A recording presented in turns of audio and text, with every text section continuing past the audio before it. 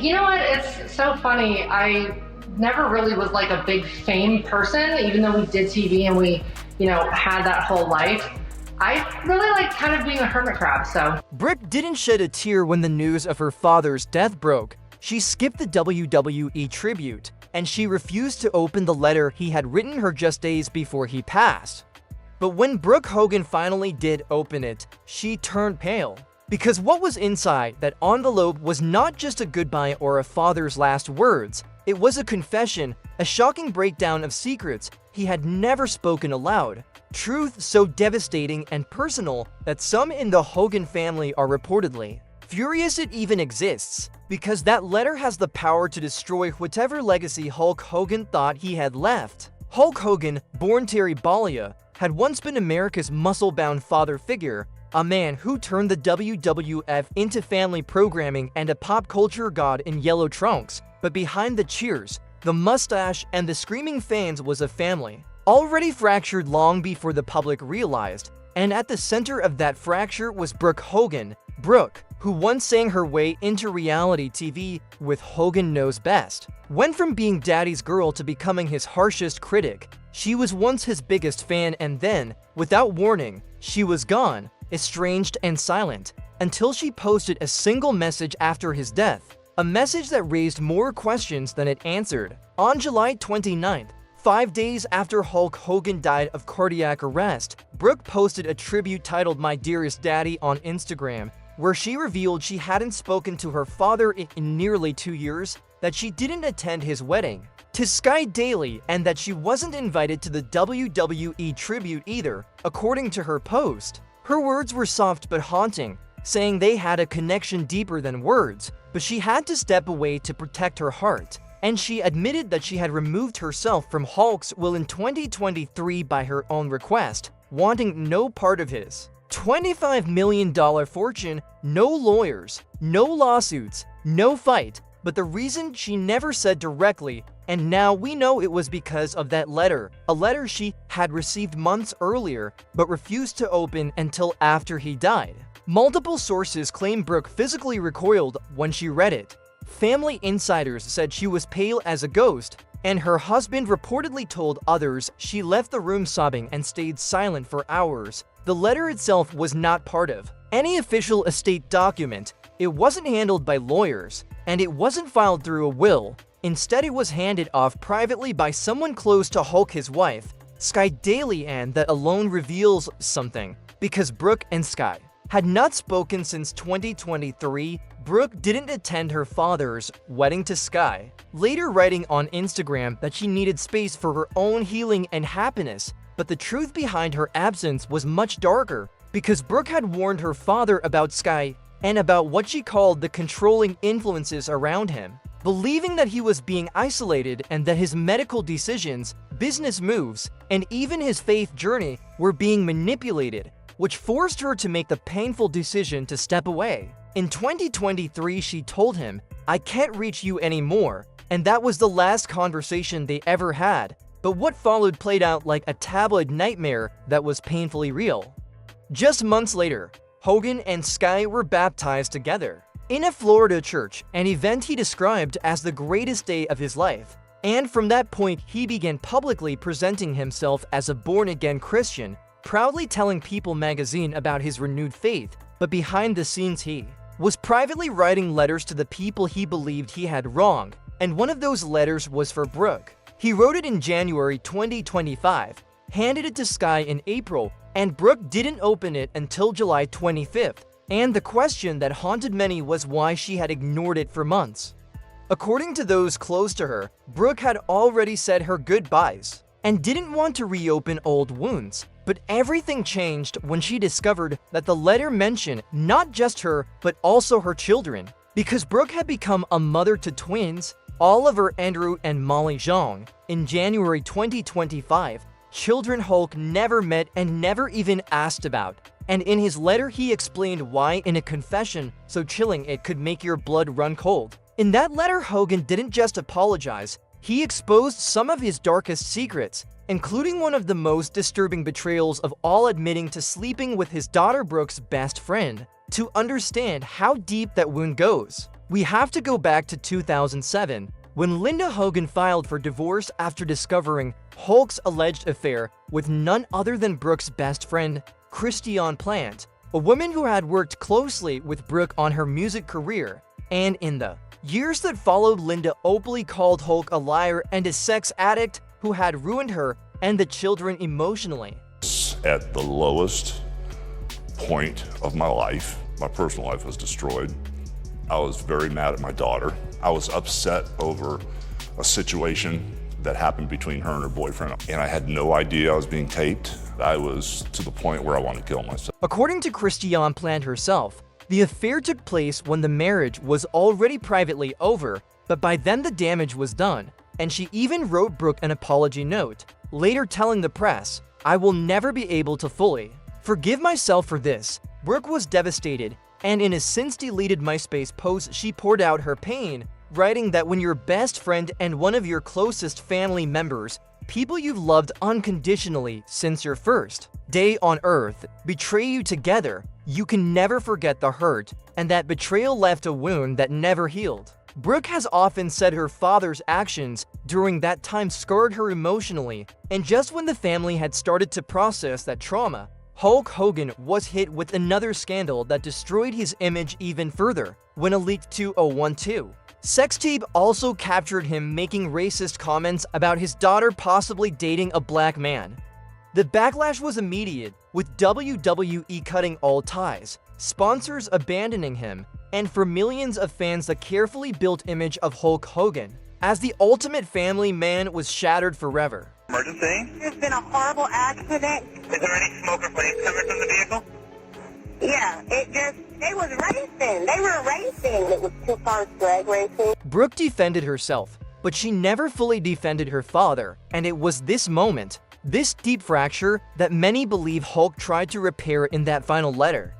The troubles of the Hogan family went far beyond the broken bond between father and daughter, stretching into a web of scandals, lawsuits, and personal tragedies that would eventually destroy one of America's most famous families, leading to the complete collapse of the Hogan dynasty. To truly understand how far the family fell, we have to go back to the beginning, when Terry Jean Bollia was just a young wrestler trying to make a name for himself, and Linda Claridge was the woman by his side as he transformed into the global phenomenon known as Hulk Hogan. Hulk and Linda met in the early 1980s and married on December 18, 1983, in a ceremony attended by wrestling legends like Vince McMahon and Andre the Giant. And for the next 24 years, they built what looked like a picture-perfect marriage, with Linda as the supportive wife while Hulk conquered the wrestling world. Together they had 2 children, Brooke in 1988 and Nick in 1990,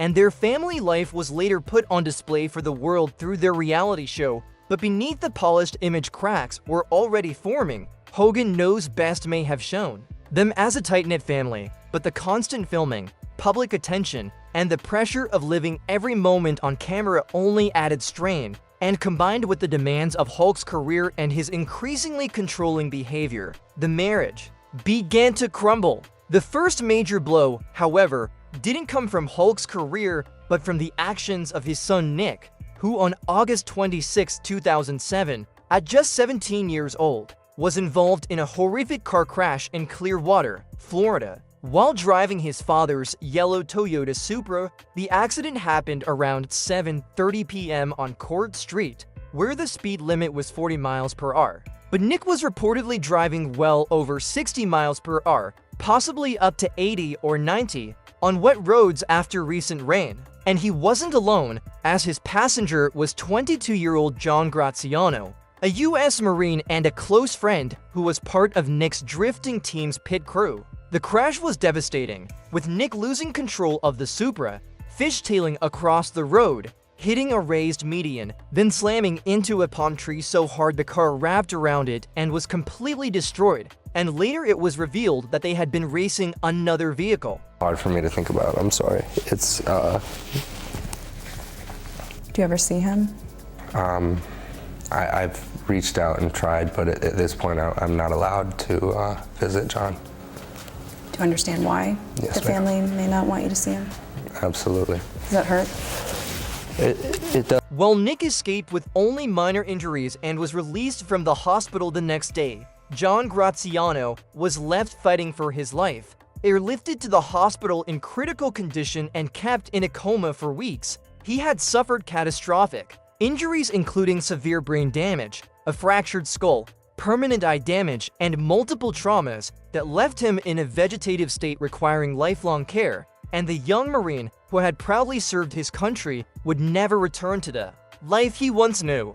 The legal consequences for Nick came quickly and were severe, as he was charged with reckless driving causing serious bodily injury, using a motor vehicle in the commission of a felony, operating a vehicle with a blood alcohol level over 0.02% as a minor, and even illegal window tint. On May 9, 2008, Nick pleaded no contest and was sentenced to 8 months in Pinellas County Jail, 5 years of probation, 500 hours of community service, and a 3-year driver's license suspension. And to this day, he is still not allowed to see his former best friend. Doing what was right, and even if we would have lost, it would have been good because everybody would have known what Gawker was all about, because I exposed them and what they do and how they look at the world, which to me is very, very scary. But the criminal charges were only the beginning of the Hogan family's troubles, because the Graziano family filed a civil lawsuit seeking compensation for lifetime medical costs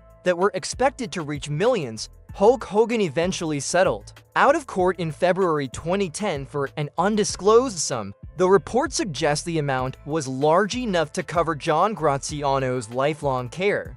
Perhaps even more damaging to the Hogan name were the jailhouse phone calls between Nick and his family members, which were released to the public and revealed disturbing attitudes and shocking comments. In one particularly controversial call, Hulk Hogan even suggested that karma from the crash might cause the family to be reincarnated as black people, a remark that foreshadowed the racism scandal that would destroy him years later. The stress from Nick's legal battles and the massive civil lawsuit created enormous pressure inside the Hogan home, but it was another revelation that finally ended Hulk and Linda's marriage. In 2008, Linda's publicist revealed that she filed for divorce after learning about Hulk's affair with Christiane Plant, who had been one of Brooke's closest friends and had also worked with the family on Brooke Knows Best. Plant confirmed the relationship in an interview with the National Enquirer, saying her involvement with Hulk began when both she and Linda knew the marriage was already over, that Linda had left him even though the papers had not yet been filed, and while she said it felt right at the time, she admitted it was wrong and expressed regret for the pain it caused Brooke, even writing her an apology note and admitting she could never fully forgive herself for betraying her. For Brooke, the affair was devastating because not only was her father cheating on her mother, but he was doing it with someone she trusted as a close friend. She was so crushed that she posted and later deleted a MySpace message in 2008, writing that when your best friend and one of your closest family members betray you together, you might one day forgive, but you will never forget the hurt they caused you and the pain it brought to the people who matter most. Linda officially filed for divorce in Pinellas County, Florida, in November 2007, catching Hulk completely off guard, with reports claiming he first learned about it from a St. Petersburg Times reporter instead of from Linda herself. The divorce dragged on for nearly 2 years in a highly public and bitter fight over their estimated $30 million fortune, and because there was no prenuptial agreement, the division of assets became drawn out and ugly. When it was finalized in July 2009, Linda walked away with about 70% of the couple's liquid assets, a $3 million property settlement, a 40% ownership stake in Hulk's various companies, and several luxury cars, marking the official end of what had once been sold to the world as the perfect wrestling family. The settlement was a crushing financial blow to Hulk, but the emotional toll on the family was even greater. And while they were still reeling from the divorce and Nick's legal troubles, another scandal was quietly building that would later explode into public view in the most shocking way. Between 2006 and 2007, Hulk was secretly recorded during a sexual encounter with Heather Clem, the wife of radio personality Bubba the Love Sponge, and the tape not only showed the affair but also captured Hogan making racist remarks that would eventually destroy his career. In October 2012, Gawker Media published a clip of the tape, and Hogan quickly filed a lawsuit accusing the company of invasion of privacy, violation of his personality rights, and intentional emotional distress, demanding $100 million in damages. The case, Balia v. Gawker, went to trial, and on March 18, 2016, a jury awarded Hogan $115 million in compensatory damages and another $25 million in punitive damages, a verdict so huge it bankrupted Gawker. The case finally settled in November 2016 for $31 million, but during the trial it was revealed that Silicon Valley billionaire Peter Thiel had secretly funded Hogan's lawsuit as payback against Gawker for outing him gay in 2007, adding, "Yet another layer of intrigue to one of the most sensational celebrity lawsuits of the decade." 15 or longer years since I got left Hulk Hogan, and my family is in the worst mess. Brooke doesn't talk to us. She's had twins. She got married. She didn't tell us. She had twins. She didn't tell us. She had a huge fight with Terry. I don't know how that reflected onto me, but she cut me out too. I haven't talked to her for 7. But that legal victory came at an enormous personal cost, because the very tape that earned Hogan millions in damages also contained the racist remarks that leaked in 2015, forcing his temporary exile from WWE and inflicting lasting damage on his relationship with his children. As these scandals and lawsuits piled up, the Hogan family continued to splinter further apart.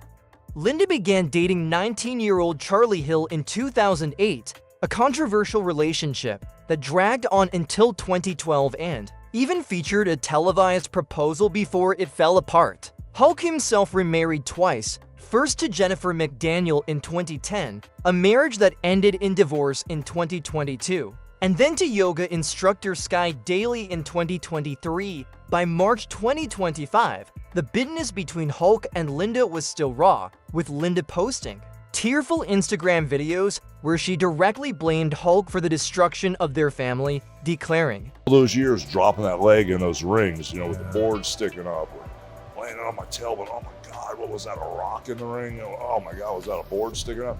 All those years dropping the leg, I would have changed that, and I would have never dropped the leg. The dysfunction in the Hogan family had grown so deep that even major life events, marriages, births, and deaths were no longer shared among them.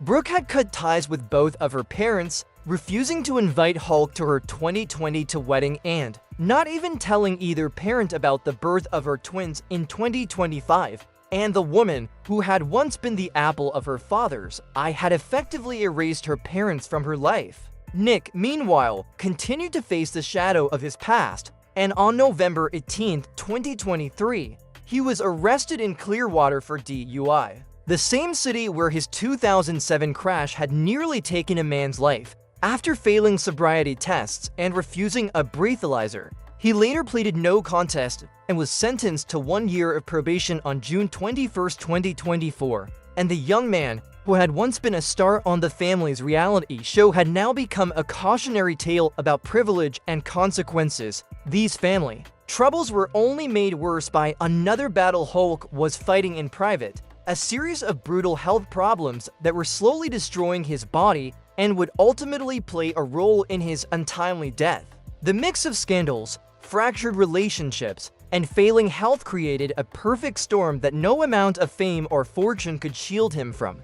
Hulk Hogan's final battle was his own body, and the story of his physical decline cannot be separated from the story of his career. Ever since his wrestling journey began in 1977, Hogan had built himself into the symbol of the real American, instantly recognizable in his red and yellow colors and famous for his finishing leg drop, a move he later admitted he had come to regret because of the punishment it delivered to his own body. What thrilled fans as an explosive finishing move was in reality a devastating blow to Hogan's hips and knees, repeated thousands of times over decades. And in a candid 2019 interview, Hogan reflected on just how much his signature move had cost him admitting it was something he wished he could go back in time and change. Also, pain management. Yeah, that's a whole nother trip, brother, because I've had 25 surgeries in the last 10 years. So when people say, hey, you know, the wrestling's fake, it goes right up my ass. Hogan's famous leg drop, performed more than 300 times a year during his peak, caused repeated trauma that led to conditions like spinal stenosis, spondylolisthesis, and severe disc damage.